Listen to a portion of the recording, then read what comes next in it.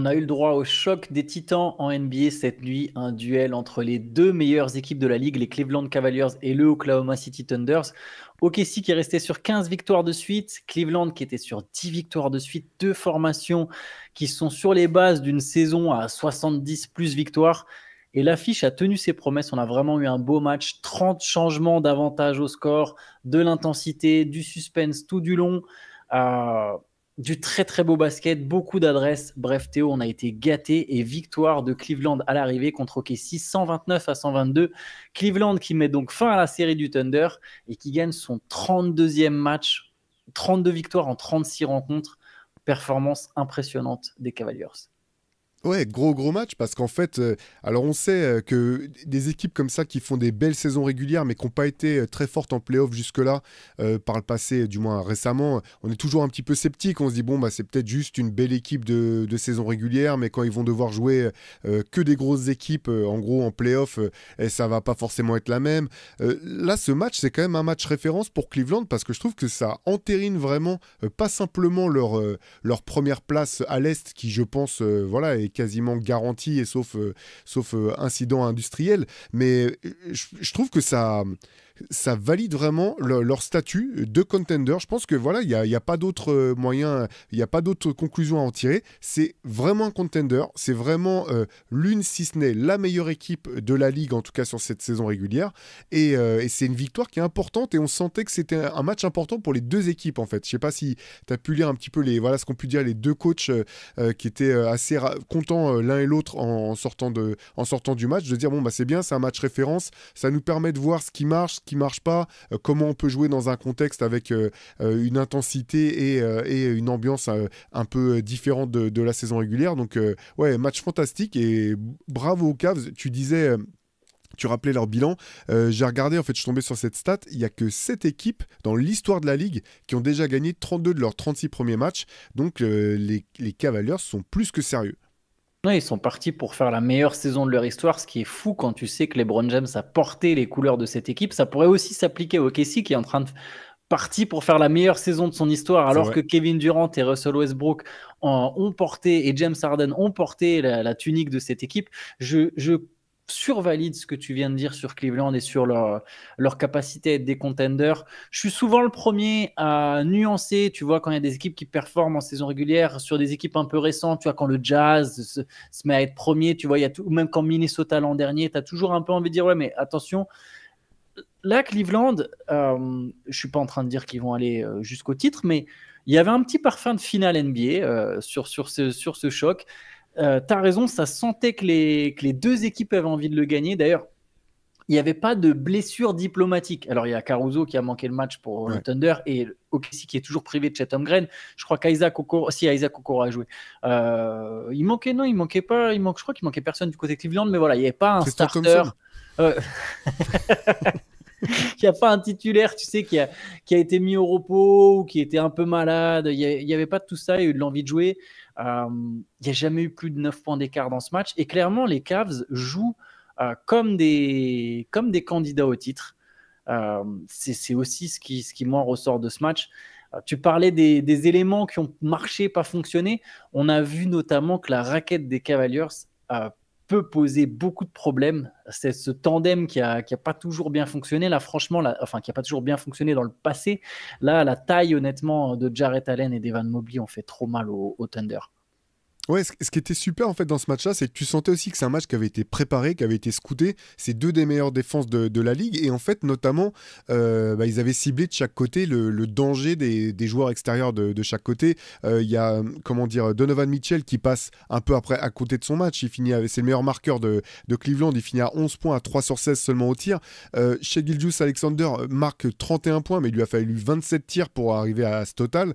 Et face à ça, c'est vraiment le jeu est passé par les intérieurs et dans les performances d'Evan Mobley et de Jarrett Allen, on pourra donner leurs stats après si tu veux, mais en fait ce qui est impressionnant en fait, c'est qu'ils ont distribué à tous les deux en cumulé, ils ont distribué 13 passes décisives, donc le jeu est passé par eux, ils ont été les relais parfaits de Garland et de Mitchell comme c'est depuis le début de l'année et Et c'est vraiment intéressant de voir à la fois comment ces deux équipes s'étaient préparées pour ce choc et comment ils ont pu trouver des solutions. Hartenstein a été très bon aussi du côté du Thunder. Donc on voit que ce sont des équipes qui sont prêtes et qui ont en fait beaucoup de ressources finalement pour pouvoir s'adapter à ce que l'adversaire peut proposer. Ouais, t'as raison, je vais donner les stats des intérieurs. 25 points, 11 rebonds et 6 passes pour Jarrett Allen qui prend 7 rebonds offensifs. Il était même à 8. Il était à 8. Il était à 12 rebonds au total. Là, il est passé à 11. Donc, il y a eu une petite correction de la part de la Ligue qui lui a enlevé un rebond. Mais 25, 11, 6 pour Jarrett Allen. Il y a un moment dans le match, dans le quatrième quart-temps, où il y a encore une possession d'écart. Jarrett Allen et Evan Mobley prennent 3, je crois, rebonds offensifs de suite. Et c'est un peu ce qui enterre le match parce qu'OKC, du coup, a jamais cette possession qui permet d'égaliser dans les 2-3 dernières minutes. Evan Mobley, 21 points, 10 rebonds, 7 passes. Donc, tu l'as dit, à eux deux, ça fait 13 passifs en cumulé. Evan Mobley qui fait un match de patron, qui met un panier de patron à la fin, en costaud. Il va aller chercher, lui et Garland ont mis les 2 paniers décisifs. Mais il y va vraiment, il joue son 1 contre 1 face à Hartenstein. Et il monte au cercle et il conclut. Tu sens qu'il y a de la c'est toi qui parlais pour Wembanyama, tu sais, la force d'un homme. Tu sens qu'Evan Mobley, il y a justement un homme qui est un corps d'homme qui est en train de se créer et qu'il a cette puissance. Et oui, donc les intérieurs des Cavs au cœur de succès. Et c'est fort de gagner ce match en te disant que Donovan Mitchell est à 3/16. Théo, les Cavs, ils ont 4 All-Stars en fait. Ils méritent On est d'accord que là, All-Star Game, on pourrait envoyer 4 joueurs des Cavs avec Garland qui fait aussi une super saison. Bah ouais, d'autant que ça va être vraiment intéressant de voir ce que ça va donner parce que tu te rappelles, les Hawks, je crois, ils avaient en envoyé 4 aussi à l'époque, non 4, il me semble. ouais. Tig, Millsap, Voilà. Horford et Kyle Korver. Voilà, exactement. Et c'est un petit peu Enfin, il y a un petit parallèle parce qu'ils sont premiers de la ligue. Ils sont largement premiers de leur conférence. Et la question se pose. Alors, je serais quand même surpris malgré tout qu'ils soient 4. Mais pour l'instant, il y a 4 joueurs clairement du côté de Cleveland qui méritent d'y aller. Ouais, je pense que Allen, il sera peut-être pas, qu'ils en auront 3. Surtout qu'il y a pas mal d'équipes qui pourront en avoir 2. Mais c'est vrai que c'est une petite remarque que je me suis fait en regardant le match. C'est me dire, mais en fait, les Cavs, ils ont 4 All-Stars. Ça joue vraiment bien. Il y a toujours cette recherche de la passe. Il y a un troisième carton qui est absolument phénoménal entre les deux équipes. 35 passes décisives pour OKC, 36 pour Cleveland. Je viens de l'avoir cette stat, tu vois, ça tournait vraiment bien. Et il y a un truc, tu as parlé de préparation du match qui a été bien préparé. Il y a eu une défense de zone des Cavaliers que j'ai trouvé très intéressante, surtout sur la fin de match. En fait, ils n'ont pas toujours défendu en zone, mais à la fin, ils ont défendu en zone pour notamment empêcher chez Gilgeous-Alexander d'aller dans cette espèce de zone préférentielle qu'il a en tête de raquette, tu sais, où il aime bien driver, passer par là. Il y a déjà des équipes qui ont fait ça par le passé. On a vu que ça fonctionnait bien contre chez Gilgeous-Alexander parce que ça le force à passer la balle en fait, à se débarrasser du ballon et du coup tu as d'autres joueurs qui sont censés prendre les décisions.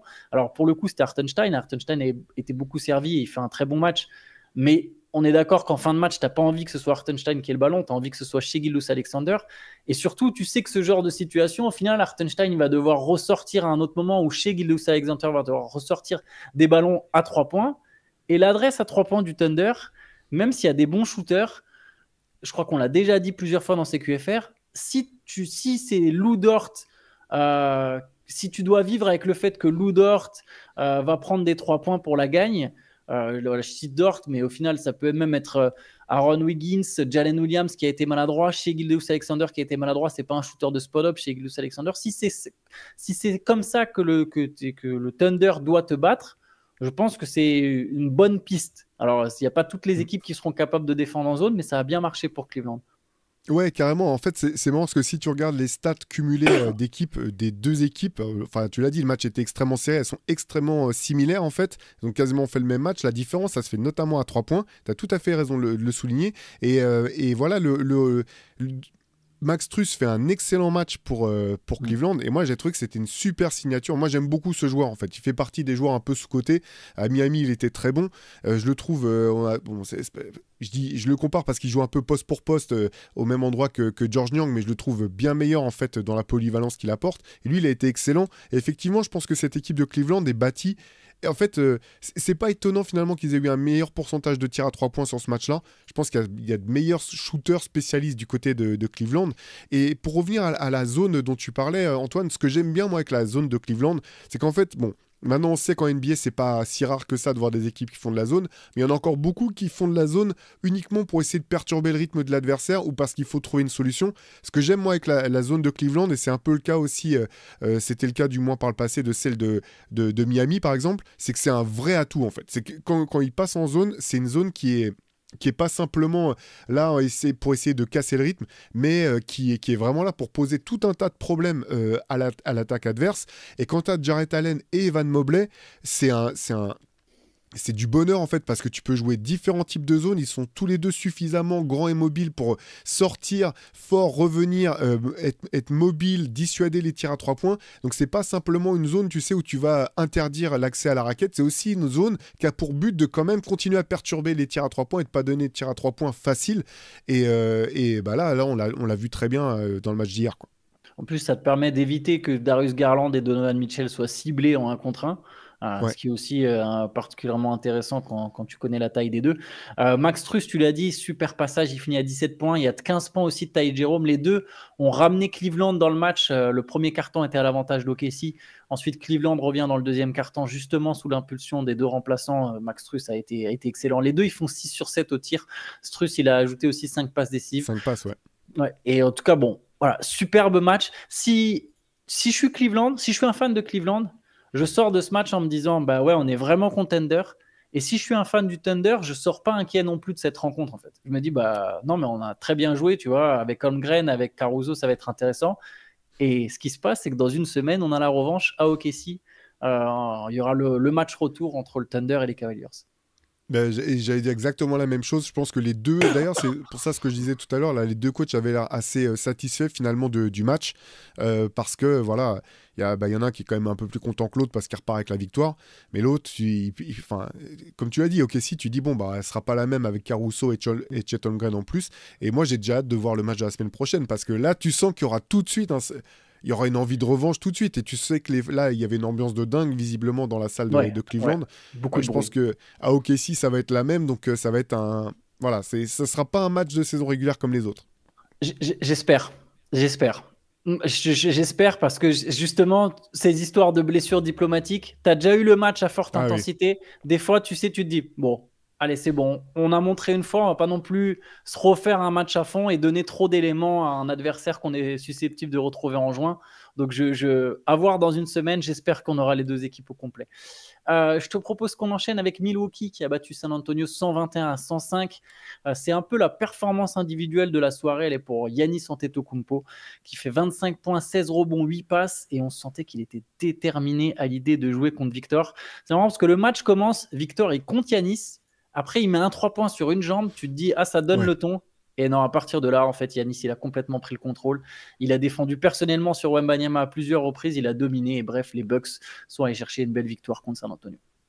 Ouais, c'est ça. Tu sens peut-être un peu de fatigue aussi. Petit match, entre guillemets, pour Victor. 10 points, 10 rebonds, une passe, 3 comptes quand même.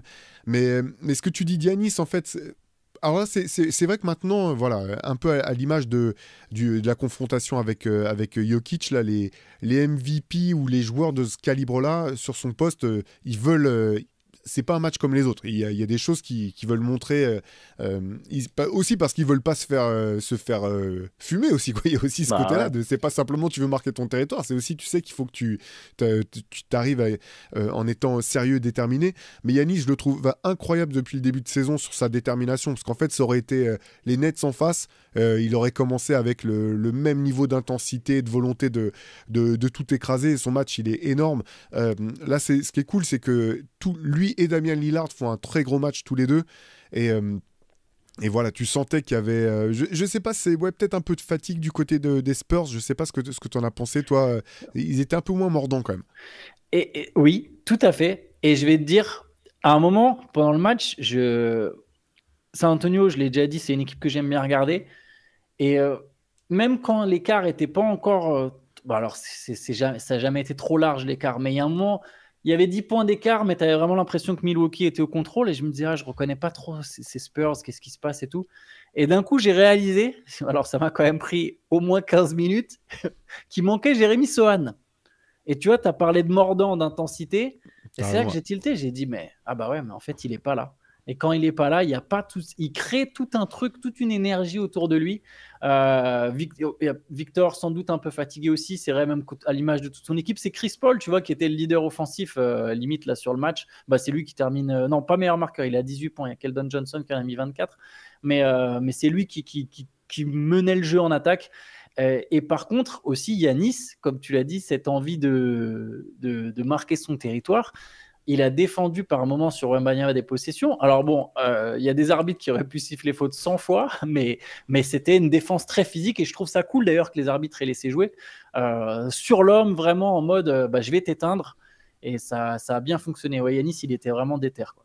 Et tu l'as dit, Lillard, 26 points, pardon, et 22 points de Brook Lopez, qui est très important au début de match, il met pas mal de 3 points.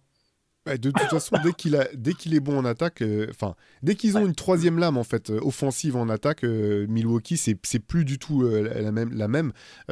Pour Yanis en fait, c'est quasiment le seul mec de toute la ligue en fait. Je pense qu'il peut défendre comme ça sur Wembanyama et qui a à la fois la puissance, la taille, la mobilité, l'agilité, la détente pour pouvoir le perturber à ce point. Donc effectivement c'était vraiment intéressant de voir tout ça. Il y a Ouais, il y a le banc aussi des Bucks qui a été plutôt bon hier, notamment AJ Green et Gary Trent Jr. C'est ça, je cherchais qui ont été bons en sortie de banc. C'est intéressant quand même ce qui se passe du côté de Milwaukee. Je suis curieux en fait, tu sais, parce qu'effectivement, c'est plus du tout la même équipe que sur les premières semaines de la saison. Je suis curieux de voir ce que ça va donner. C'était aussi le premier match dans lequel Chris Middleton sortait officiellement du banc, parce que maintenant, a priori, ça va être son rôle tout au long de la saison. Donc maintenant, tu as envie de dire, Milwaukee a son équipe, a ses rotations. Ça va être vraiment intéressant de voir ce que ça donne sur cette deuxième partie de saison. Moi, je ne serais pas surpris qu'il y ait un moment où ils aient une belle série de victoires. Je dis ça alors qu'ils viennent de perdre contre Brooklyn et Portland avant de gagner ce match. Mais je ne serais pas surpris que les Bucks, au retour du All-Star Game, gagnent à un moment 8, 9 matchs de suite, quelque chose comme ça, une belle série qui les fasse remonter au classement. Yanis et Lillard sont à un tel niveau, et Brook Lopez est régulier. AJ Green aussi, c'est un sacré shooter. Il y a quand même quelques éléments plus que corrects dans cette équipe qui me laissent penser que Milwaukee, à un moment... Voilà, c'est pas vraiment un candidat au titre. Tu vois, tu vois Cleveland, tu vois Boston. Milwaukee boxe pas dans la même catégorie. Même pas sûr que les Bucks soient vraiment meilleurs que les Knicks au final. Tu vois, sur une série, ça pourrait... Tu vois, Milwaukee peut passer, mais bref, Milwaukee est pas dans la catégorie candidat au titre, je pense, mais ça reste une équipe plus que correcte à l'Est. On peut enchaîner avec les autres matchs. Indiana, une équipe justement de la conférence Ouest qui va mieux, a battu Chicago 129-113. C'est leur 4e ou 5e victoire de suite, mais surtout, ça fait un moment qu'ils sont en train d'enchaîner pas mal de victoires. Ils sont repassés 6e à l'Est et ils ont un bilan positif, les Pacers. Donc la victoire contre les Bulls avec 26 points de Pascal Siakam, 22 points de Thomas Bryant, 16 points et 13 passes de Tyrese Haliburton. Bref, 37 passes décisives au total. On retrouve un peu les Pacers qui courent et qui passent le ballon, qui font circuler le ballon, qui marquent beaucoup de points. C'est une formule qui a l'air de mieux marcher quand même pour Indiana. Ouais, carrément. Après, voilà, ils ont retrouvé un rythme de croisière. Je sais pas, ils sont... J'ai pas le classement sous les yeux. Tu sais ils où sont sixième. Ils sont 6e. Ils sont remontés à 6e place. Ils étaient à un moment 10e, voire même en dehors du play-in. Ils sont bien remontés. Après, la conférence Est, ça va vite. Hein. Tu peux passer de 5 à 12 en 2 minutes. Un peu comme l'Ouest, mais pas pour les mêmes raisons. Mais, mais oui, là, ils sont 6e avec 20 victoires en 38 matchs. J'ai l'impression qu'ils sont à leur place au bout du compte. Tu vois que c'est à peu près ça leur place. Donc voilà, c'est une victoire qui, effectivement, tu retrouves un petit peu le style de jeu qui était le leur l'an dernier, lors de leur très belle saison l'an dernier, où ils étaient un peu une surprise quand même. Enfin, on ne s'attendait pas forcément à ce que ça marche aussi bien. Là, je les trouve plutôt à leur place. Ça va être aussi, voilà, ça fait partie des équipes. De toute façon, à partir de maintenant, toutes les équipes, on va se demander ce qu'elles vont faire avant la trade deadline. Mais je ne sais pas jusqu'où tu peux aller avec cette équipe-là. Par contre, c'est une bonne équipe. C'est une bonne équipe de la conférence Est. Et du côté de Chicago, comme Zach LaVine enchaîne les gros matchs quand même. Ouais. Parce qu'il perd, mais il met 31 points avec des bons pourcentages. C'est bon. Pas me dire plus, mais t'as un peu l'impression que c'est le joueur qui se montre aussi. Sortez-moi de là, je peux aider un contender. Quoi. Exactement. Il y a forcément l'envie. De toute façon, pareil pour Chicago, on verra ce que ça donne sur les trades. Tiens, Jimmy Butler à Indiana, ça t'intéresserait ou plus que ça? Pour qui? Pour les Pacers. Pour les Pacers. Bah, tout dépend ce que c'était dans une des propositions de trade là, qu'avait fait Shai dans son papier. Là, je lui avais soufflé le nom d'Indiana parce qu'effectivement, je pense que ça aurait du sens potentiellement pour Indiana, l'air de rien, de faire venir. Alors, c'était soit pour Bill, soit pour Butler, mais je pense que ça pourrait avoir du sens. Je ne sais pas dans quelle mesure les rumeurs selon lesquelles son agent déconseillerait à certaines équipes de trader pour lui sont vraies ou pas. Il sera free agent cet été s'il le désire. Mais je pense que pour Indiana, ça pourrait avoir du sens à condition de pas... Enfin, il y a certains jeunes joueurs dont tu peux te passer, mais tu vois, je sais pas si... Faut voir qui part enfin, qui tu mets dans la balance, quoi. Mm. Notamment, je le mentionne parce qu'on en avait parlé un peu avec Shai, Miles Turner qui fait une très bonne saison, il est free agent cet été. Et je pense qu'il va quand même intéresser des équipes. Je ne sais pas si Indiana voudra saigner pour le garder. Donc je serais curieux de voir si ils vont quand même le garder jusqu'au bout de la saison ou s'ils essaieront de le trader pour avoir une monnaie, enfin, par partir en n'ayant rien en échange. Moi, je pense qu'ils vont le prolonger. Je crois que tu peux prolonger tes free agents en cours de saison. Je crois que tu peux faire quelque chose comme ça. Je pense qu'ils vont le prolonger. Je ne serais pas surpris qu'ils le prolongent, Miles Turner. On verra ce que ça donne. Moi, je ne serais pas surpris qu'il y ait un accord, quitte à après le transférer pendant l'été si tu veux changer de direction. Mais voilà, d'anticiper sa free agency et de ne pas te retrouver justement ce que tu disais, de perdre le mec sans contrepartie. Philly a battu Washington 109-103. Philadelphie qui a dominé une grande partie du match avant de se laisser rattraper en fin de partie. Et Gershon Yabusele a été décisif parce qu'il a contré la tentative de Bilal Koulibaly, alors que Koulibaly, son compatriote, montait au cercle pour éventuellement chercher l'égalisation. Gershon Yabusele qui finit d'ailleurs avec 21 points, 8 rebonds, 3 passes et 2 contres. Et pour Bilal, c'est 5 points, 4 rebonds. C'est un petit match de Bilal. Et Alex Sarr était malade. Ouais, bah Gershon, c'est cool parce que franchement, cet été, on était tous enthousiastes à l'idée qu'il puisse retrouver la NBA. On disait que, à l'époque, on se disait que les Sixers c'était cool parce qu'il pourrait peut-être aller loin, etc. En tout cas, là, depuis qu'il est dans le 5, de toute façon, quand il est sur le terrain et qu'il a des minutes, il fournit, il prouve. Voilà, là, ça fait plaisir. Il est 21 points, tu l'as dit, 21 points, 8 rebonds, 3 passes, 2 contres, dont un important sur la fin. C'est vraiment enthousiasmant pour la saison de Gershon. 29 points de Tyrese Maxey qui a été maladroit mais qui a pris le match à son compte une fois que les Wizards étaient revenus à égalité, où tu es même repassé devant. Je crois que Washington est même repassé devant à un moment et Tyrese Maxey a mis pas mal de points dans les dernières minutes. Joel Embiid était absent, Paul George était absent. Bon bref, les Sixers... Drummond aussi. André Drummond aussi. Il compte. Mais oui, t'as raison. Officiel. T'as raison, il manquait aussi André Drummond du côté des Sixers. Les Knicks ont renoué avec la victoire en battant les Raptors 112-98. Bon, pas trop de surprise, hein. Je crois que tout le monde bat Toronto de toute façon. 27 points et 13 rebonds de Karl Anthony Towns, 27 points d'OG Anunoby contre son ancienne équipe. Bon, voilà. 21 points, 11 rebonds, 7 passes pour Josh Hart. C'était important ça faisait 3 défaites de suite, je crois, pour New York. Donc voilà, c'est toujours ça, c'est toujours bien de se remettre sur les bons rails. Ouais, et puis on voit l'importance de Karl Anthony Towns dans cette équipe. Hein, vraiment, ouais. Il a quand même un impact, tu vois, qu'on avait, qui globalement avait été sous-estimé, je pense, au moment de son trade. Il est finalement, il fait partie vraiment. Bien sûr, c'est un des joueurs importants, déterminants de cette équipe, mais il fait, voilà, maintenant que l'équipe c'est à nouveau, repositionné dans le domaine offensif, il change la donne en fait. Dès qu'il est de retour, ça change complètement la donne pour les Knicks. C'est clair. Détroit a enchaîné sa 5e victoire de suite. Mais oui. Victoire des Pistons contre les Nets 113-98. Alors pareil, les Nets, hein, je crois que tout le monde va battre Brooklyn jusqu'à la fin de la saison. Mais c'est une belle série pour Détroit qui a un bilan positif. 19 victoires, c'est même plus un bilan neutre, c'est maintenant un bilan positif avec cette série de victoires. 19-18. 23 points de Malik Beasley, 15 points de Marcus Sasser, 13 points pour Cade Cunningham. Et ouais, Detroit qui est sur une sacrée période, parce que c'est quoi, ils ont gagné 8 des 11 derniers, c'est ça? Vous aviez parlé de ça avec Shai, je crois que vous avez fait un petit point. Ouais, ou mieux même. Attends, non, c'est ça, 8. Je crois que c'était 7 sur 10, et du coup, je crois que là, des 11 derniers. C'est pas 9 des 11 derniers? Ça doit être quelque chose comme ça, je sais pas exactement.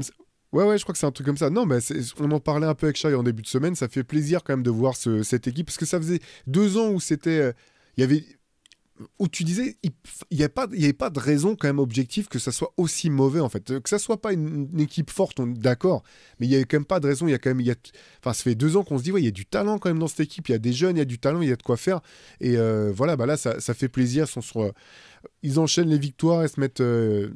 Ils retrouvent le goût à jouer ensemble. Donc non, c'est cool. Et d'autant que Kate Cunningham a fait un match plutôt discret sur ce match-là. Donc tu vois que c'est vraiment l'équipe qui est en train de se former quelque part. Il y a une vraie possibilité de jouer le play-in. Parce que mine de rien, à l'Est, quand tu regardes donc les équipes qui sont au-delà de la 10e place, il y en a 4 dans le lot qui ont absolument pas, je pense, ni l'intention, ni les capacités de remonter dans le top 10. C'est-à-dire que ni Toronto, ni Washington, ni Charlotte, ni Brooklyn ne va aller s'inviter dans le top 10, où est pour l'instant Détroit. Détroit est pour l'instant 8e. Il n'y a que les Sixers. On peut imaginer que les Sixers vont repasser dans le top 10. Ça voudrait dire qu'il y a une équipe parmi les 10 premières qui va descendre. Entre Chicago, Atlanta, Détroit. Alors Détroit sera peut-être cette équipe, hein. Peut-être que Chicago sera plus fort que Détroit sur l'ensemble de la fin de saison, de la deuxième moitié de saison, mais les Pistons sont quand même dans une vraie bonne position pour au moins jouer le play-in. Et après voilà, c'est toujours un match coup près, c'est toujours un petit truc en plus. Tu vois, ça donne un espèce d'accessi. Ah bah, l'an dernier on a fait le play-in, allez, on passe encore la vitesse supérieure, etc. Je trouve ça intéressant pour Détroit. Non, c'est clair. Pour les Nets, faut rappeler quand même qu'ils étaient diminués. Ils ont joué à 8. Ils avaient ni Cam Thomas, ni D'Angelo Russell, ni Cameron Johnson. Ouais. Donc c'était aussi. Voilà. C'est pas pour mettre pour gâcher la belle victoire de Détroit, mais il y avait aussi. Voilà, ça a quand même facilité un peu la tâche. Yes, c'est clair. Portland a écrasé New Orleans. On se demandait, tu vois, hier avec Shai, on discutait un peu New Orleans, mais est-ce que ils vont tanker? Moi, j'étais plutôt de l'avis de dire, mais de toute façon, en fait, même là, avec le retour de Zion, ils vont quand même continuer à perdre des matchs parce que de toute façon, Zion, il joue pas les back-to-back. Et on l'a vu tout de suite, back-to-back des Pelicans, donc pas de Zion. Et là, New Orleans, ça a été cata contre Portland, qui est pourtant une équipe faible. Victoire de Portland 119-100 et le score il est presque flatteur pour les Pelicans qui ont été dominés tout du long. Il y avait déjà une trentaine de points d'écart à la mi-temps ou pas longtemps après la mi-temps. Donc bref, victoire facile de Portland, 26 points de Denis Avdija, 21 points de Shedon Sharpe. Ouais, voilà. Et oui, tu disais. Effectivement, on parlait de. Attends, il manque un. Qui n'a pas joué? Oui, non, il y a Herb Jones qui s'est blessé en plus. Herb Jones s'est blessé. Du côté de... ouais. Brandon Ingram ne joue pas. Je sais même plus s'il y avait Trey Murphy sur le terrain. Je crois pas. Trey Murphy. Je crois qu'il a pas joué. Non, il était pas là. Non. On va passer longtemps devant le match. Hein. Non, mais je partageais ton avis dans ce que tu disais hier. De toute façon, qui veuillent tenter ou pas, ils sont c'est tellement mal embarqués. Ils ont tellement de joueurs qui sont tellement souvent blessés que il y a rien de plus à faire, quoi. Ils vont jouer et de toute façon ils vont aller chercher. Oui, ils ont leur propre choix de draft cette année, on est d'accord.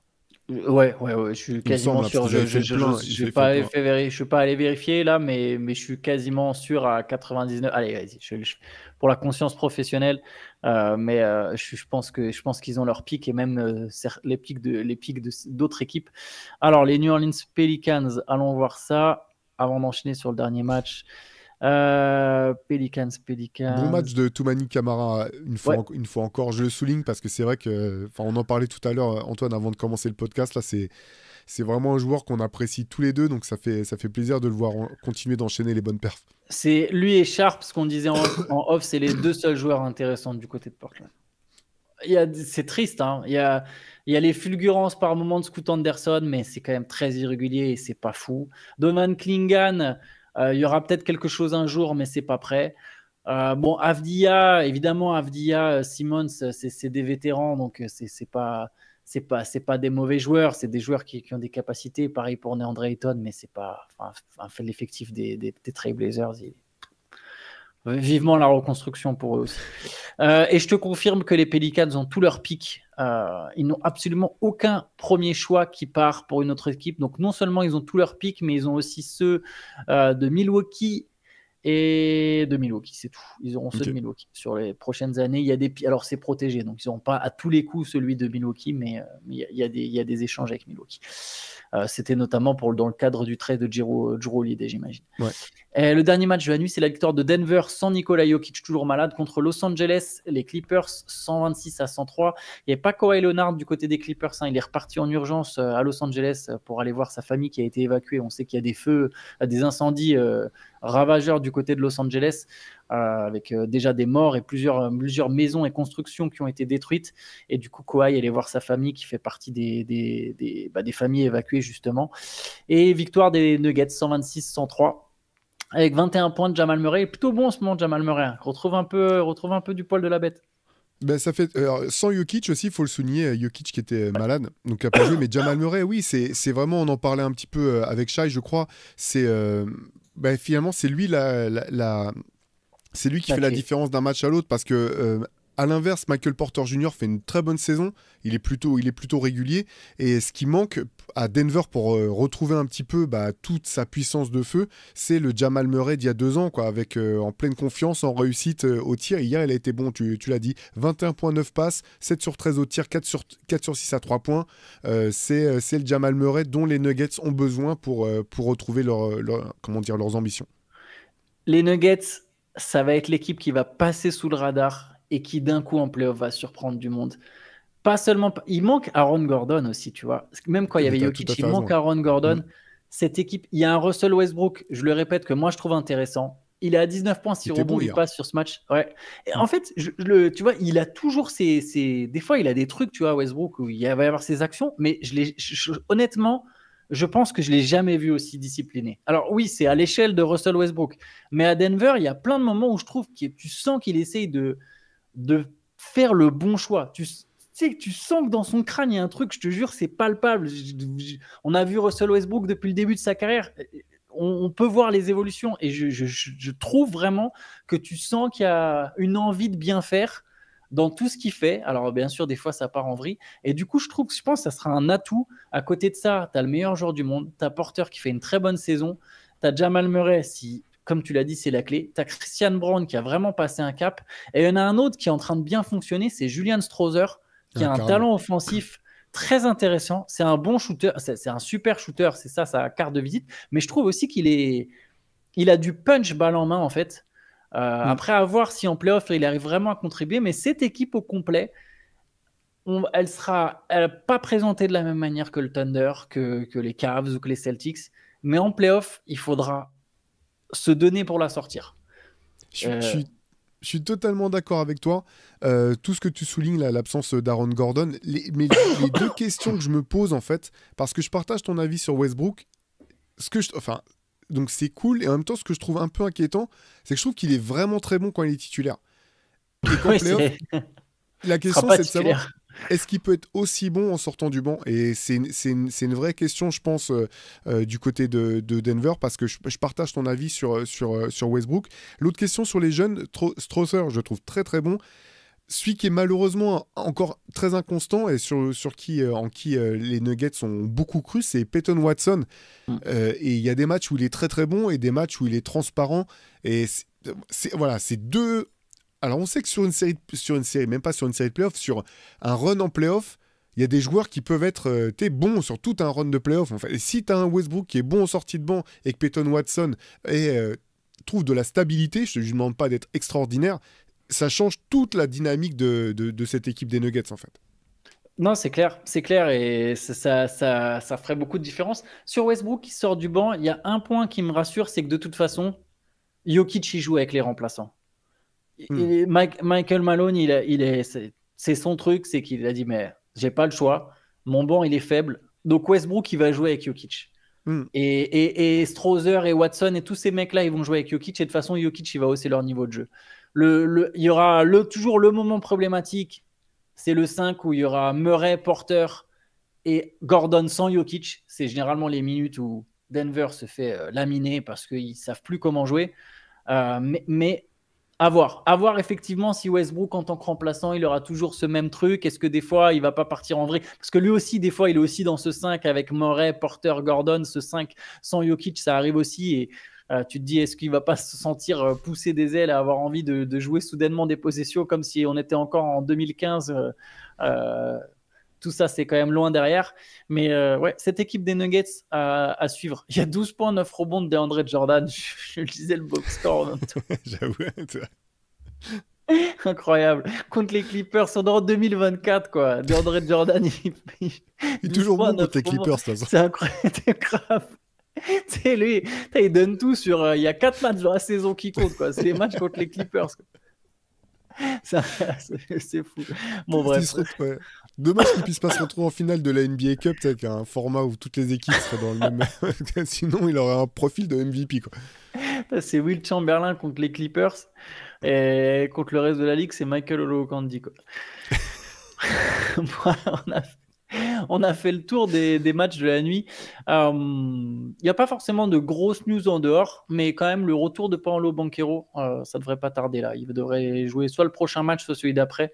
Donc bonne nouvelle quand même pour Orlando, le retour de Banchero. Je sais pas si tu avais vu quelque chose en particulier que tu voulais aborder. Non, je pense. Non, on a fait le tour, nickel. Ouais.